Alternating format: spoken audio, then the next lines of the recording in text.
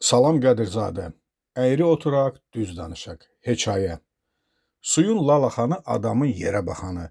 Çoxlarını dilsiz ağızsız sandığı Akifin fabrikə gəldiyi heç 4 ay olmamışdı, istehsalat müşavirəsində durub öz sex rəisinin astarın üzünə çevirdi. Burada çox adam çıxış elədi. Əksəriyyəti bizim uşaq ayaqqabıları sexinin işini təriflədi. Ancaq nöqsanlarımızı demədilər. Mən onlarla əsla razılaşmıram. Ne üçün? Ona görə ki, biz keyfiyyəti kəmiyyətə qurban veririk. Rəyasət heyətində oturmuş direktorla rəis dönüb heyrətlə bir-birinin üzünə baxdılar. Gəl nay cəmaət, əyri oturaq, düz danışaq. Doğrudur, axır vaxtlar planı ləballəb doldururuq. Ancaq nə sayaq? Pis. İstehsal etdiyimiz ayaqqabıları nə uşaqlar, nə də valideynlər bəyənirlər. Ne üçün? Ona görə ki, rəngləri solğundur, yaraşıqsızdır, özləri də tez xarab olur. Bir həftə geyilməmiş burnu partlayıb balıq kimi ağzını açır. Belə plan verməyi mənim nənəm də bacarar. Usta köməkçisinin bu bamazə sözlərinə zalda gülüşmə getdi. Burada bizimlə yarışan tikiş fabrikinin rəhbər nümayəndələri əyləşiblər. Nə olar? Xoş gəliblər, səfa gətiriblər. Ancaq belə baxıram, elə onlar da bizim kimi işləyirlər. Ne üçün? Ona görə ki, heç birinin əynində öz fabriklərinin buraxdığı kostyumlardan görmürəm. Əlbəttə, yaxşı olsaydı, geyərdilər. Zala pıçapıç düşdü. Oturanlar səhnəyə boylanıb, qonaqların əyin başına baxdılar. Akif coşmuşdu. Gələcək işimizdə biz hap-copdan çox keyfiyyətə fikir verməliyik. Yoldaşlar, bağışlayın, mən biraz açıq danışanım. Qoy burada deyilən təriflərdən rəisimizin başı gicəllənməsin.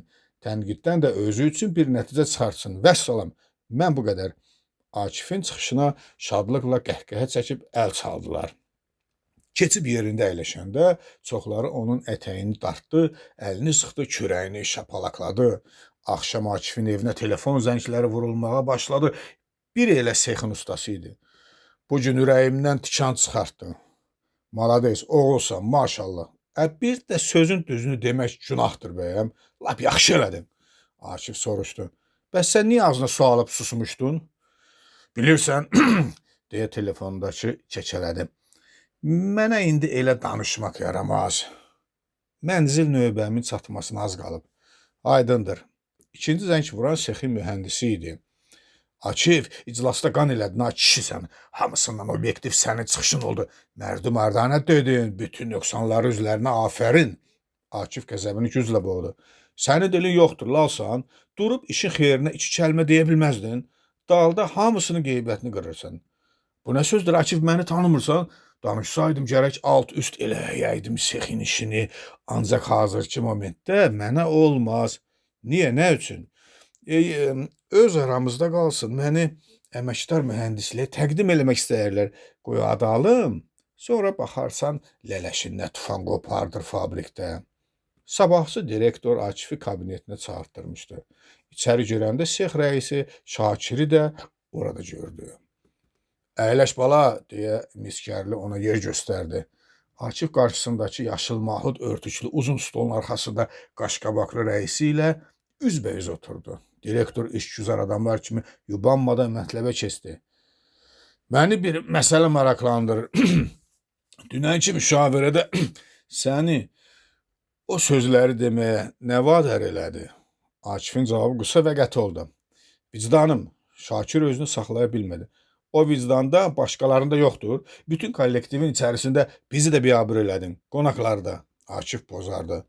Mən hər şeyi düzünə danışdım. O sizi tərifləyənlər haqsız idi. Gərək onları susturaydınız. Rəis yerində qurcalanaraq səsini qaldırdı. Bu da təzə çıxdı. Heç görmüsən, tərifi də boğalar. Kim nə deyir? Qoy desin özü üçün də. Xeyr, bu barədə mən sizinlə razılaşmıram. Araya gərgin sükut çöktü. Eyni vaxtda hər ikisi, miskərli də, Şakir də siqaret yandırdılar. Otağın təmiz havası tüstüləndi. Direktor çal saçlarını barmaqları ilə daraqlayıb astadan xəbər aldı. Bəlkə sənin bizdən bir narazılığın filanın var. Akif şah mərdanə onun üzünə baxdı. Nə narazılığım vardısa hamısını orada dedim. Siz də eşitdiniz. Miskərli sex rəisinə müraciət elədi. Yaxşı, keçən kvartalda bu yoldaşa mükafat pulu yazılmamışdı. Yazılmışdı. Hamısına necə, ona da elə. Ancaq mən o pulu almadım deyə Akif cavab verdi. Rəis diksinən kimi oldu. Niyə? Ona görə ki, xəcalət çəkdim. Vicdanım qəbul eləmədi. Pahatonla ağıllı görmüşdük. Beləsinə rast gəlməmişdik. Miskərli siqaretini külqabıya basıb ayağa qalxdı. Gedə bilərsən bala, deyə mübahisəni kəsdi. Akif kabinetdən çıxan kimi rəis kiləyləndi. İndi gördünüz mən kimlərlə işləyirəm. Bu gədəni başı çatışmır. 100% bir adam ki, halal mükafatını gedib kassadan almaya, ona ağıllı demək olar. Yəqin ayrı yerdən gəliri var, mütləq. Elə qazı danışmağından məlumdur. Miskərli düşüncəli halda barmaqları ilə stolu tıqqıldatdı. Onu yola gətirmək lazımdır. Yoxsa bir dana bir naxırı korlaya bilər. Nahar fasiləsi zamanı yeməkxanada ağzı göyçəklər qəribə sözlər danışırdılar. Deyirlər Akifin başı xarab olub. Eşitmişəm, hətta mükafatını da almaq istəmir. Əş istehsalat müşavirəsində danışığını görmədin.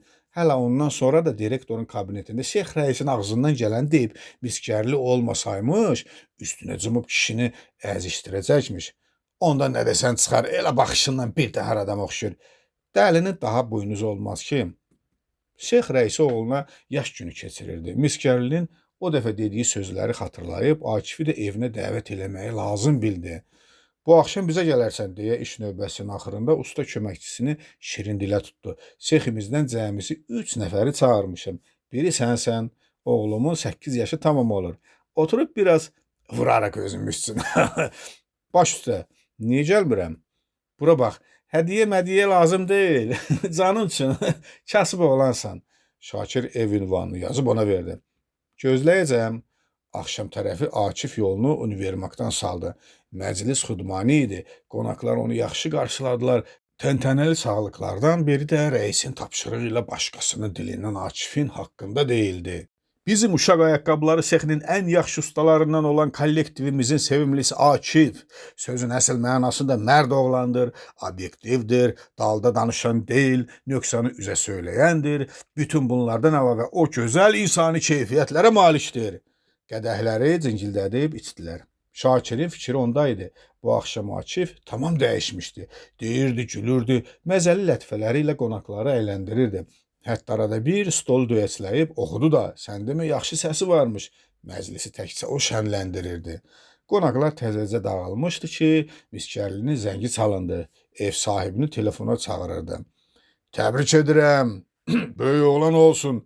Toyunu görək inşallah, deyə Şakirə dil ağız elədikdən sonra maraqlandı. Hə, o da gəlmişdi. Bəli, qoltuğunda hədiyyəsi ilə. Vallah pis oğlana oxşamır. Görsəydiniz deyərdiniz, bu heç o Akif deyil, tamam başqa adamdır. Ağıllı, kəmallı. Yəqin tutması var da. Bir gün elə olur, bir gün belə. Yaxşı, gecən xeyrə qalsın. Rəis Akifi asanlıqla yola gətirdiyi üçün gecəni rahat yatdı. Əmindir ki, bundan sonra daha onun bostanına daş atmayacaqdı. Ertəsi gün yeməkxanada stolların arxasında söhbət yenə usta köməkçisindən gedirdi. Xəbərin var, Akif əməlli başlı ağıllanıb. Nədən bildin? Uşaqlar danışırdılar. Deyir, indi Şeyx rəisini görəndə adam kimi salam verir. Tələsmə, qoy biraz keçsin baxarıq. Şakirə bıçaq vursaydın, qanı çıxmazdı. Qaş-qabağı yer süpürürdü. O heç vaxt belə təhqir olunmamışdı. Direktorun otağına girəndə qəzəbləndiyini gizlətməyə çalışsa da bacarmadı. Miskərli səbəbini soruşanda Şeyx rəisi tapança kimi açıldı. Bu Akif lap ipləməymiş ki. Yenə neyləyib? Daha bundan artıq neyləyəcək? Axmağın bir axmaq.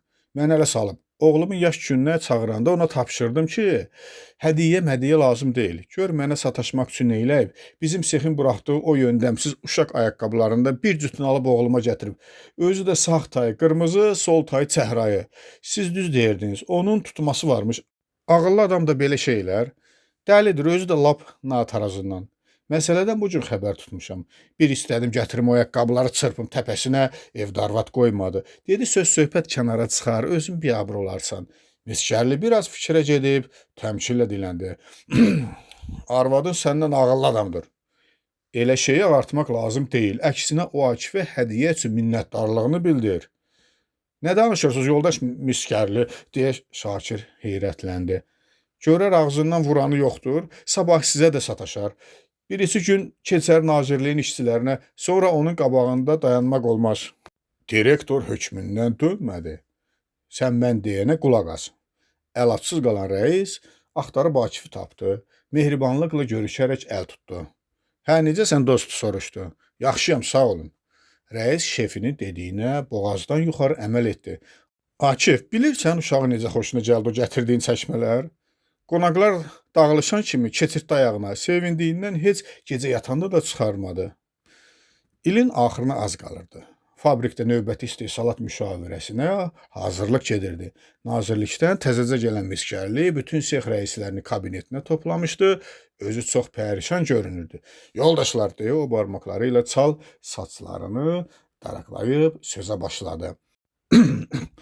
Adlarını çəkməyəcəm. Bizim işçilərdən biri kiçik oğlunun yaş gününü keçirən bir rəisimizi evinə fabrikimizin buraxdığı uşaq ayaqqabısını hədiyyə aparıb. Şakir o dəqiqə pörtdü. Məsələdən xəbərdar olmayanlar dönüb mat-məəttəl bir-birinə baxdılar. Və həmin hədiyyəni ləyaqətsiz sanan rəis bunu özünə təhqir sanıb, söhbət ağızdan ağaza gəzərək nazirliyə çatıb. Əslində adi görünən bu əhvalat çox ciddi bir şəkil alıb. Demək, reklamlarda təriflədiyimiz ayaqqabıları özümüz uşaqlarımızın geyməsinə rəva bilmirik. Çox güman yuxarıda miskərliyə möhkəm təpinmişdilər. Yaman yanıqlı danışırdı. Mən hələ böyüklər üçün buraxdığımız kişi qadın çəkmələrinin keyfiyyətindən söz açmıram. Elə buna görə də adamlarımız başda özümüz olmaqla xarici mallarla bəzənib düzənməyə çalışırıq. Yığıncaq tez qurtardı. Ancaq gərgin keçdi. Bir həftə sonra geniş istehsalat müşavirəsi çağırılmışdı. Akif zalda lap qabaq cərgədə əyləşmişdi. Rəyasət heyətində yenə tikiş fabrikindən qonaqlar vardı. Nazirlikdə də nümayəndə gəlmişdi. Bu axşam Akif danışmayacaqdı. Atdığı ox hədəfə dəymişdi. Hər iki fabrikdən olan rəhbər işçilərin əksəriyyətin ayaqlarındakı çəkmələr də, əyinlərindəki kostyumlar da səliqə ilə, keyfiyyətlə özlərinin istehsal etdikləri mallardan idi. Sabahsı gün yeməkxanadakı stollar arxasında söhbət yenə Akifdən gedirdi. Ağıllı, tədbirli oğlandır deyirdilər.